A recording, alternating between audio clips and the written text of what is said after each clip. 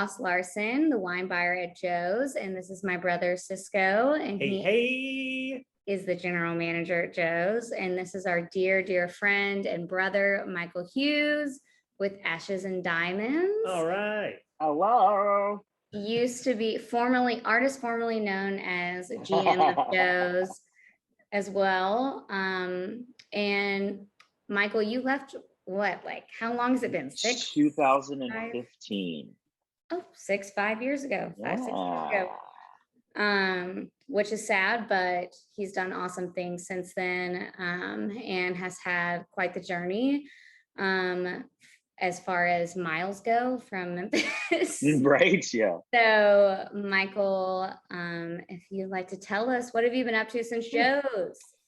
So I left Joe's in 2015, like you said, and I spent almost 10 years there. I think it actually ended up being about 9.5. When I started, my journey to Joe's was pretty interesting. So I left college, or graduated. I didn't leave. I graduated college and moved to San Francisco, worked in publishing for a short amount of time and realized I could not hack it. And also, publishing pays very little. And even in the year 2000, San Francisco was expensive, especially when you're in, your first job ever as a graduate. They pay you nothing, and then in an industry that pays nothing. So left San Francisco and moved to Memphis. The reason for moving to Memphis was I had a good friend, still have a good friend. She doesn't live in Memphis anymore, but moved there because I had nothing else going on.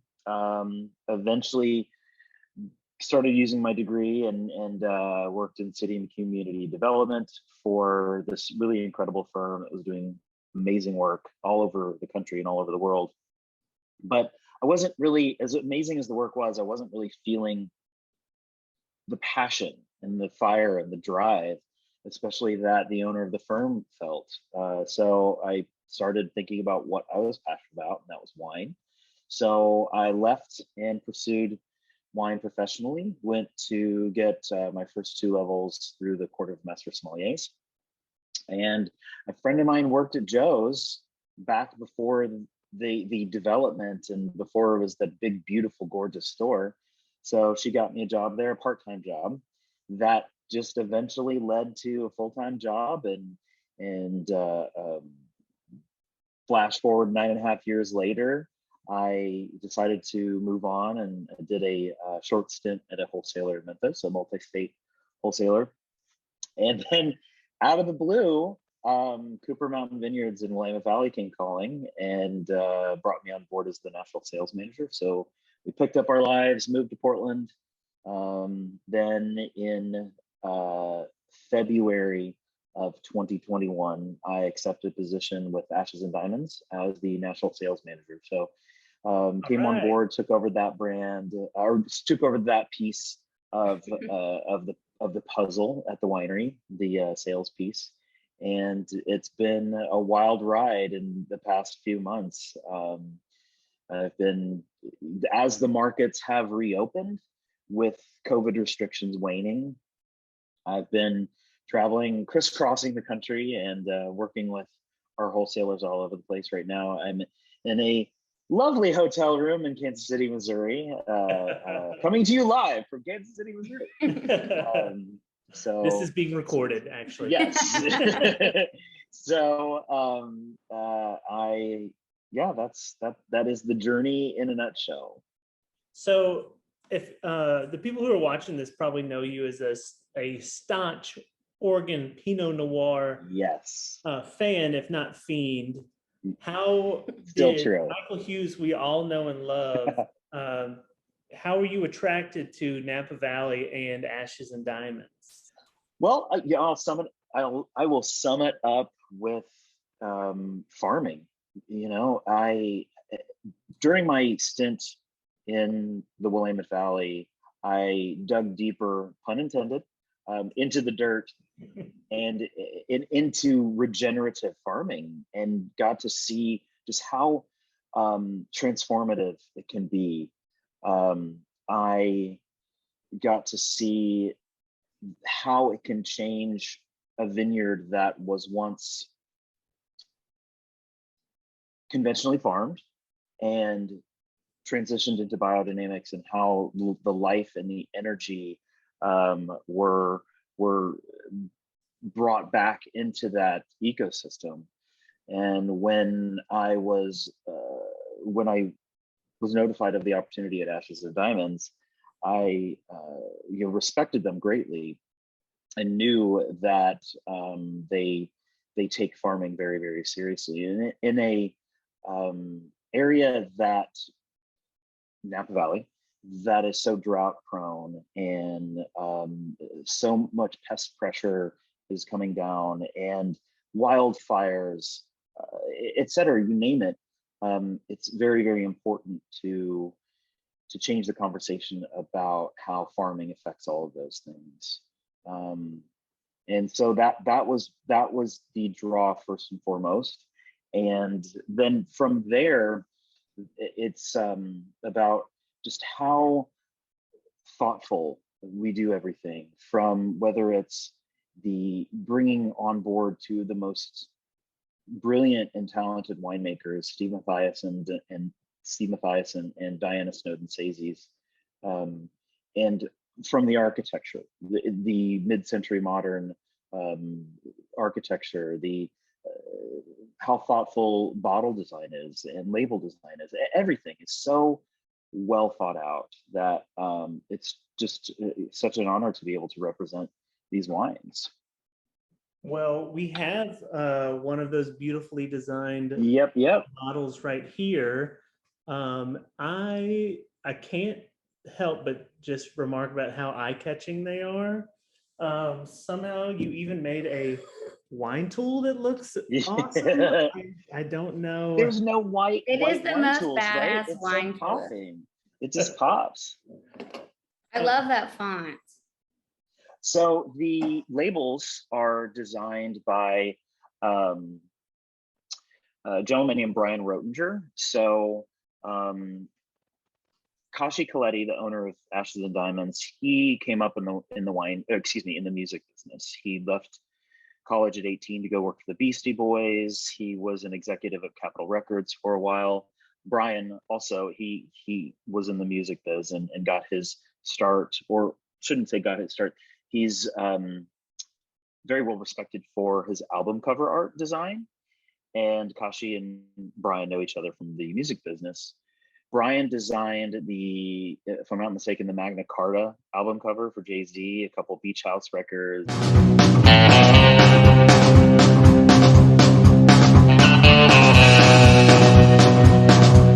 St. Vincent. He just did a collaboration with my faves. He just did a collaboration with Yves Saint Laurent. So the guy is incredibly talented, really, really talented. And his work on the labels, I think, are not only so eye-catching, but also substantive. You look at it, at least for me, I look at them and they pull me in more. They aren't conveying anything other than to expect something pretty special in the bottle. Well, let's see if expectations meet reality. We can't let this sit in front of us for any more time, so yes. I'm gonna go ahead and pour some up for Ross. Thank you. I guess I'll take some here too. So let me tell you a little bit about the Rouge. The Rouge is our multi-vintage blend. The number 3. You said multi-vintage blend, right? There's usually three different vintages within the Rouge, depending on the release. The number 3 is almost entirely Cabernet Franc, about 90%, and then 5% Merlot and 5% Cabernet Sauvignon. It's our way of being able to, how do I put this? Create a style that provides the expectation of what the average or general consumer expects when they see Napa Valley on a label. We don't manipulate, we don't intervene. It's all starts with the farming, So there's no way for us to make a style of wine, if that makes sense, And so if we want to provide to the consumer something with a little bit more, that's a little bit more open and a little bit more immediate and a little bit more accessible and just a little bit more oomph to it, that really comes from blending, and blending across vintages opens that up even wider. And also, I will say that it does, originally we were thinking this would be very helpful for the off-premise sector, to be able to achieve a certain price point with Napa Valley on the label and of this quality is a big draw. And it definitely has been helpful in the off-premise sector in retail, but I've noticed that some of my markets, the on-premise, the restaurants have gravitated towards that as well, for the very reason, those very same reasons. So, okay, so you said it's non-vintage, but it's using multiple vintages. So what's the older wine doing while it's just chilling, waiting to be put in a new Rouge blend? It's just hanging out and resting and evolving over the course of just a couple of years. So it's not in big oak tank or anything. It's held back, listening to Holy Grail and some stainless steel somewhere. Exactly. Yes, Holy Grail, or maybe like Mass Seduction from St. Vincent. Yeah. On repeat. Yes. If Michael has anything to do with it in the winery, he's putting up some Beats or some ear pods. Yes, to the tank. We have them custom made so they fit just right over the vessels. People really have to look up your winery and see what it looks like, the tasting room and the winery and everything, because it is so beautiful in a city, and in our store specifically, that embraces mid-century modern architecture. You guys y'all are doing a great job with that, for sure. Well, thank you. What Michael was saying earlier about thoughtfulness and intention. What Kashi likes to say is that Ashes and Diamonds is a love letter to old Napa, to the 60s and 70s, to when Napa was something different than it is now, and the wines were very much something different than they are now, and so that carries through to, for example, the design of the winery and the tasting room. When you approach it, either whether consciously or subconsciously, your mindset is going to shift to hopefully expect that era of wine in the bottle as well. And it's not going to have that effect on everyone all the time, but that's the intention, and that's where the direction we want to push you in. Well, this wine is I can see exactly what you're saying, because this wine is super drinkable. Like, I am accidentally halfway through this glass already. Just because at first I was curious and I was like, okay, I need a second sip to confirm this. Okay, this is great. And then it was like, bang, bang, almost done with this glass. I'm gonna have to pause this so I can pour another full glass of I haven't drank the whole thing. It's only 13%, and it's Cab Franc, and it's like, you don't have to have the biggest tomahawk steak in front of you that you can find, right, to drink this. Like, this is I don't know, what do you think about it, Ross? I love Cab Franc to start off with, but this is kind of unlike the majority of Cab Francs that I'm kind of used to. It doesn't hit you in the face with any kind of like green pepper.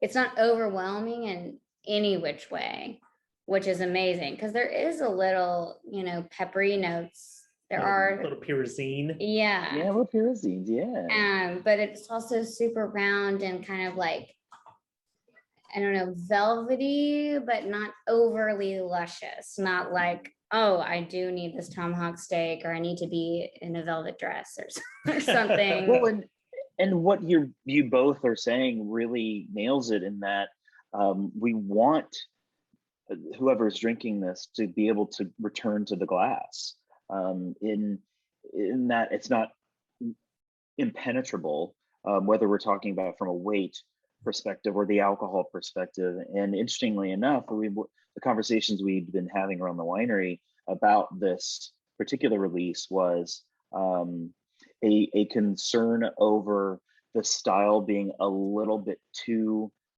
turned up for what we typically produce, because the main component of this, or the main vintage that's a component in this wine, was hotter, and bricks just sort of got away from us without very quickly. So we weren't able to catch them as quickly as we wanted to, but it's all relative. We're still talking about a 13% alcohol, predominantly Cabernet Franc from Napa Valley, mainly from Yountville. So with that being said, it's I'm just loving everything you're saying about what it's expressing to you.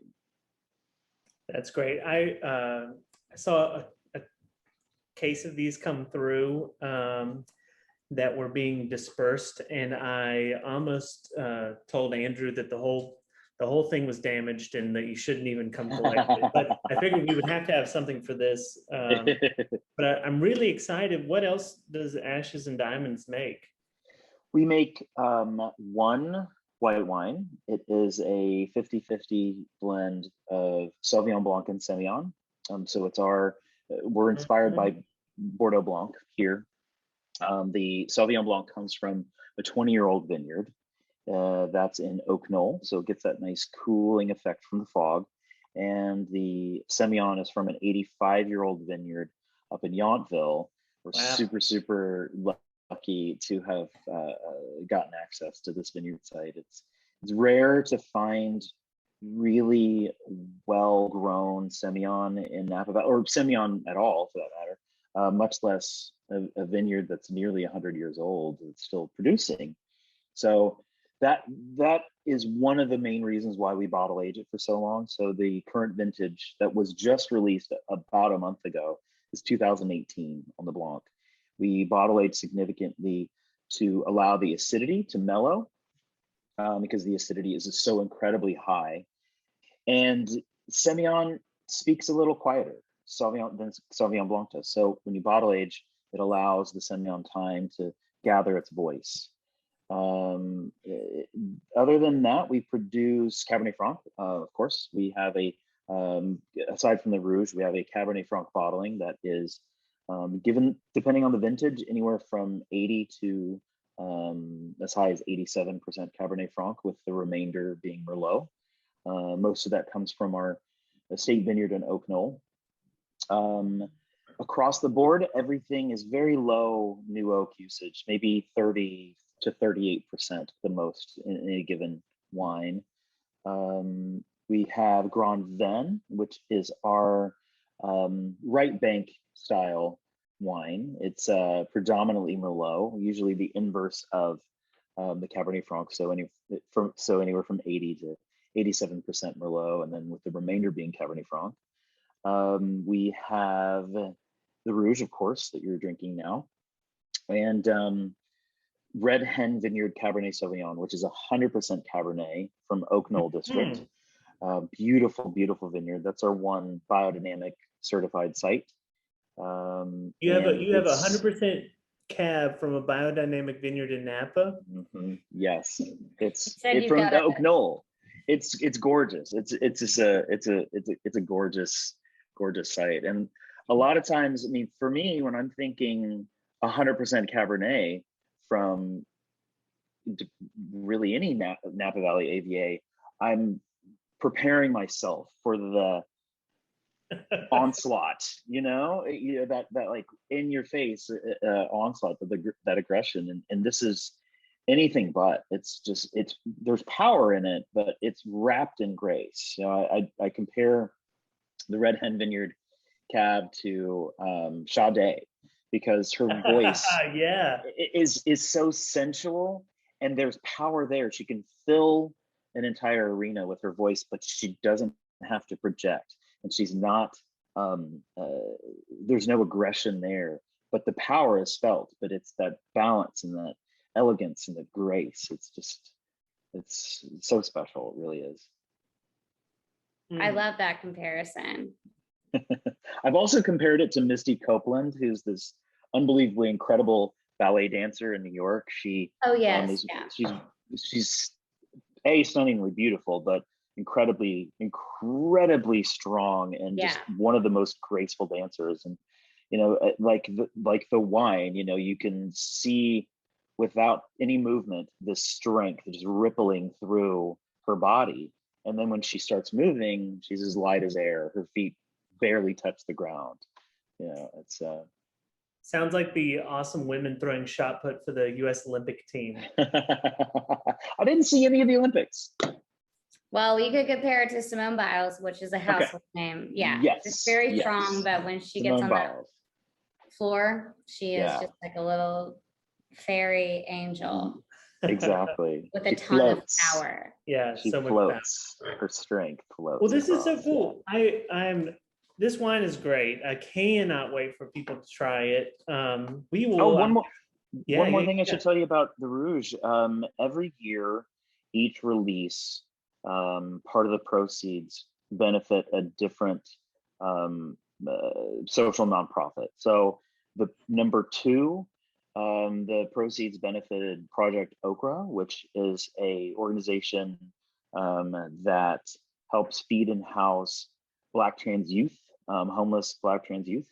And this year, the organization, the name escapes me, I do apologize, but it's LA based, and they're working to combat hate crimes against the AAPI community. Wow, that's so great. Like, I needed another reason to sell these wines to people. That's fantastic. I love that. Okay, what else about these wines before I tell people about how they can drink them in Memphis? Well, I would say one thing that I definitely want to talk about is our 2 winemakers. Steve Mathiasen, who is arguably one of the loudest proponents for a return to agriculture and focusing on viticulture first and foremost, as opposed to focusing on. We have some stuff here. Our wine club members would be a little familiar with Mathiasen, as they got like a special pre-order of some cool stuff from Mathiasen. So no slouch of herself, Diana Snowden-Sazies from Domaine Dujac in Burgundy. She makes all of our single vineyard wines. So it's this beautiful combination of the viticulturalist and the enologist, in how they both approach the wines that they produce in different ways. But there's also so much overlap in their way of thinking and in their belief system, which just we're so lucky to have them on board. Well, that is amazing, and it really is lucky. I think Sisco and I have a good overlapping relationship like that. Yeah, back to back moment. Where we Wonder Twins power. We both can offer different aspects and working together at the same time. I did want to point out that I think that Simillion is going to be the sexiest white grape of 2022. I'm game for that. I'm on board. Let's put it on the map. We have like 2 or 3. You heard it here first. So, but I love it. It's so good. I can't wait to try the Simillion Sauvignon Blanc. It's so savory and sensual, and it's got this acidity that is just so sprightly, and it's delicious. All the things that sound sexy. A couple dozen oysters and a bottle of that Blanc. It's perfect.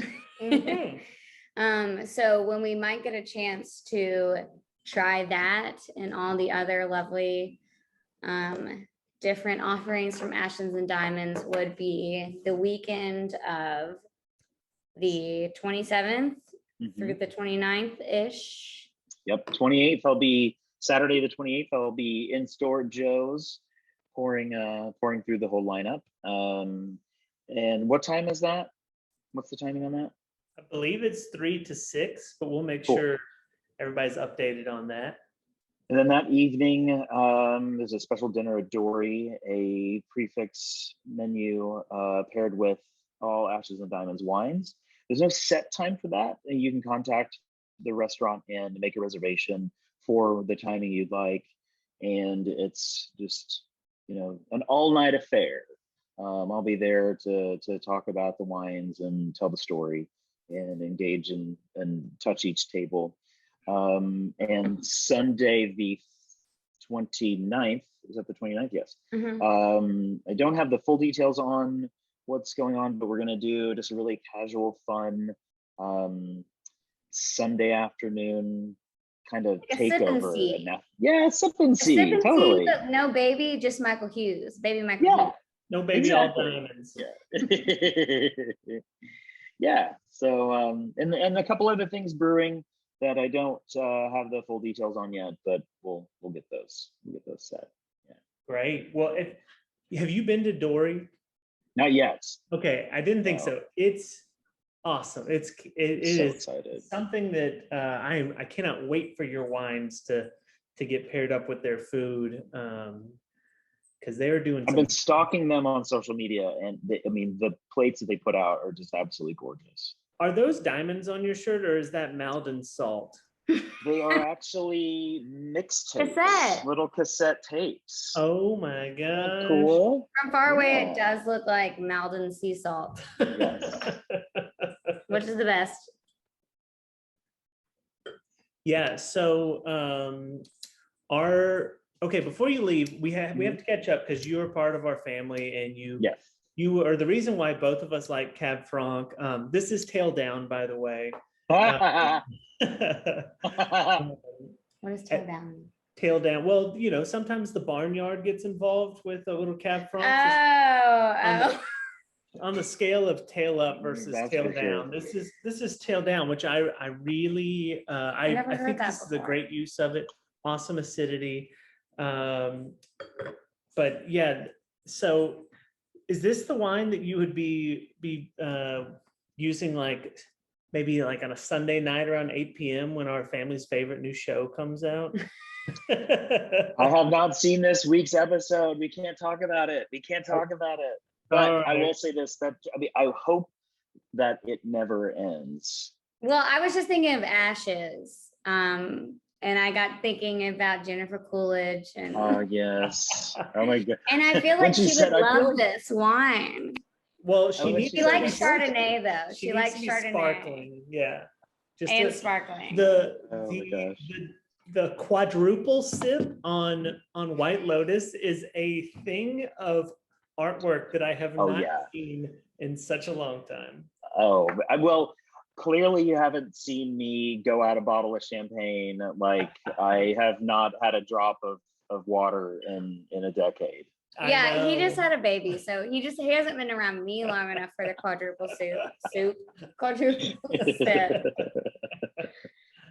Or my parents who fill their glass up with the perfect quadruple sip. Yeah, meniscus across. Absolutely. That's the way to do it, to the top.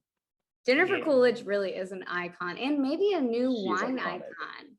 Ooh. If she has a glass of Simillion at White Lotus, then mark my words on the 2022 sexiest wine. Maybe I can get our wines on season 2. I think it's just a one-off 6-episode thing, which makes no. We need only 6 episodes. Yeah. So the 5th one was Sunday. They're on a path of destruction. Cisco hasn't seen it either. We watched it last night. Oh my God! Wait, you haven't seen this week's episode, but you've seen it. Okay. I have, but I won't spoil anything. Besides do not. Jennifer does drink Chardonnay at one point. I think that at dinner with that was the dinner with the guy that is staying right next to her. Yeah. The BLM. Right, exactly. Oh my gosh, it's so funny. Oh my God. I love that that's where her mind goes immediately. I know. It's like, of course it is. It was so good. Also, away from wine, and into water and beer, you should watch the Woodstock 99 documentary on HBO Oh, Max. someone was just telling me about that. I need to watch that. Yes, I desperately need to watch that. It is wild. It Yes. is uncomfortable a little bit, but it's wild and aggressive. But back to wine, and we'll do a formal send off, and then maybe, yeah. Yeah. Michael, this has been so great. I love you guys. See you in a couple weeks. Yay! I know that our loyal Joe's customers are looking forward to it. I can't wait for you to meet some of our new customers who never got a chance to meet you back in the day, and get a chance to meet them, because we've got some pretty awesome customers now, and I'm excited for that interaction. So the 28th at Joe's. Yes. That night, dinner. Coming home. You could do both. People could do both. And then Encouraged. Sunday, Ashes and Diamonds Sip and See at Knifebird. A sip and see. See, there you go, Ross. We can bring Louise. There can be a baby there. Yes, absolutely. and possibly other things, but we're so pleased to have you with us, Michael. Yes. Yeah, thank you so much you for guys. carving time out of your Kansas City life to spend time with us, because we look up to you so much. I mean, I know I always have, and I do, especially right now. Are you gonna make me cry? Basically, the position that I'm in is same as you, and I know Sisco has for years too. So we love you so much, and you have been gone for 6 years, and we still have people that will follow you no matter where you go. I won't name any other winery beyond Ashes and Diamonds or something. If you went to some huge mega purple producer, we probably have people in the store asking for it. Totally. Which is great. So we're always down to support you and look for your guidance at every turn, of course. I can't wait to see And you we love guys. you. I love you too. All right. We'll talk about White Lotus via text soon, probably. Yes, and I have to watch it first. Yeah, just stream it to your hotel room. Yes. All right, love you guys. See you soon. Bye.